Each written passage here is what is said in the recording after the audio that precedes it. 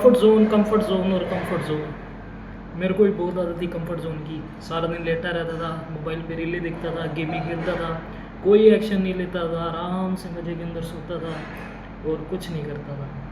और ऐसे ऐसे ऐसे करते करते मैं पहले थर्ड क्लास में नहीं पढ़ा, बहुत कम मार्क्स आए। फिर आती है फिफ्थ, मैं नहीं पढ़ता, मेरे एग्ज़ाम बहुत कम मार्क्स आते हैं। फिर आती है एट्थ, उसमें भी मेरी बोर्ड का एग्ज़ाम होता है जिसके अंदर मैं नहीं पढ़ता, उसमें बहुत कम मसा ही पास होता। फिर आती है टेंथ, जिसके अंदर मैं एक नंबर से रहने वाला ही होता हूँ और मैं पास हो जाता हूँ। फिर आती है 11th और 12th, first phase of my life, जिसके अंदर मैं बिल्कुल भी नहीं पढ़ रहा था और उसके अंदर मैंने थोड़ा बहुत पढ़ना स्टार्ट किया। फिर आते हैं मेरे कॉलेज डेज और मैं जैसे तैसे करके पास हो जाता हूँ। फिर मैं जाता हूँ जॉब ढूंढने के लिए। ओबियसली जॉब तो क्या ही मिलेगी, मेरी ऐसी जो मैं ऐसे स्टडी कर रहा था उससे मुझे जॉब तो क्या ही मिलनी थी। तो मैं फिर मैं देखता हूँ यार मुझे जॉब नहीं मिल रही, मुझे पैसे की रिक्वायरमेंट है, मैं कैसे कैसे अपनी जीवन को सर्वाइव कर पाऊँगा।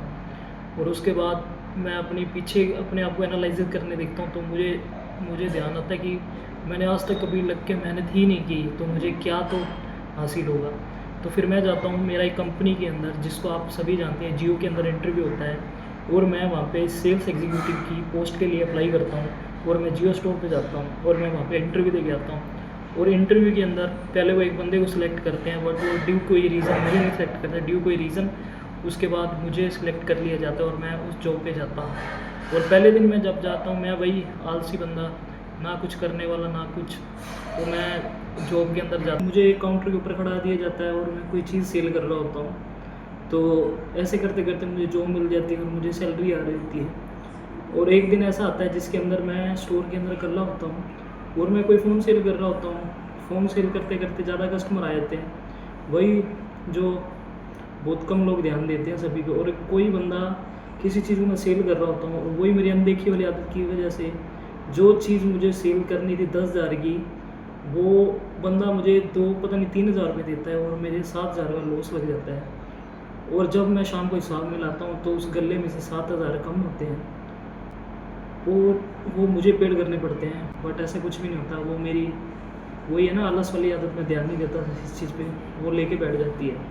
और इसके बाद ये धीरे चलता रहता है और मैं उस कंपनी से रेजिग्नेशन देने के बाद फिर मैं अपनी गवर्नमेंट जॉब की प्रिपरेशन स्टार्ट करता हूँ। और इस प्रिपरेशन के अंदर मैं कई सारे एग्ज़ाम को टारगेट कर रहा होता हूँ, जैसे एसएससी, बैंक और एक आधा और एग्ज़ाम होता है और मैं मल्टीपल एग्ज़ाम दे रहा होता हूँ। बट मैंने पहले ही इतना मनमाजी की थी तो अभी तो पढ़ना ही क्या है।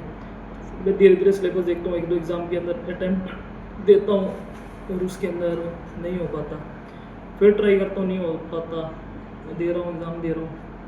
एक दिन रियलाइज़ होती है, डेविड गोगिंस की वीडियो आ जाती है और मैं उस वीडियो को देखता हूँ और मुझे इतना मोटिवेशन मिलता है कि आप सोच नहीं सकते। वो बंदा जो कि उसका वेट 138 के करीब था, 38 पता नहीं 128 के करीब था और उसको 3 महीने का टारगेट दिया जाता है अपने वेट को कम करने के लिए और जॉब को ज्वाइन करने के लिए। और मैं उनकी वीडियो देखता हूँ कि वो दुनिया का सबसे टफेस्ट आदमी है। और वो टफेस्ट कैसे है, वो जो लोगों ने अपने माइंड के अंदर लेजीनेस बना रखी है, उसने उस लेजीनेस को हराया है और उसने हरा के उस चीज़ को आगे बीट करते हुए अपनी रोज़ की आदतों को। और वो टारगेट रखता है कि मुझे 3 महीने के अंदर अंदर नेवी सील की ट्रेनिंग के अंदर, जो कि उसके एग्ज़ाम की तैयारी करता है और उस बैड वाटर को 3 बार कंप्लीट करता है, जिसके अंदर कि वो नेवी सील के अंदर सिलेक्टेड हो जाता है। और वो मुझे वीडियो इतनी इंस्पायर करती है कि मैं अपनी तैयारी को अच्छे से स्टार्ट कर देता हूँ। Within 6 month I am able to clear 1 exam और मेरे पास एक जॉब होती है।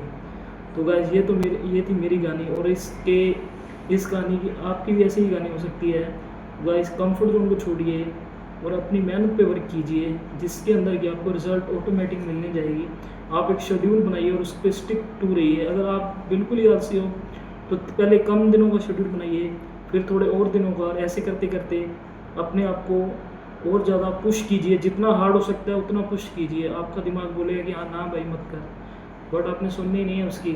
क्यों? क्योंकि ये तो आराम ढूंढता है, इसको आराम चाहिए। बट जब आप कंसिस्टेंसी प्रैक्टिस करोगे और आपको शरीर को आदत पड़ जाएगी उस चीज़ की और आपका माइंड तब टफ होता जाएगा और जब आपको रिजल्ट मिलने लग जाएगी तब आप एडिक्टेड हो जाएगे रिजल्ट के और उस चीज़ के प्रति आप बहुत जल्दी अपने काम को करते जाओगे। तो गाइस चैनल को कर दिए सब्सक्राइब। मेरा नाम सतवीर, आप देख रहे हैं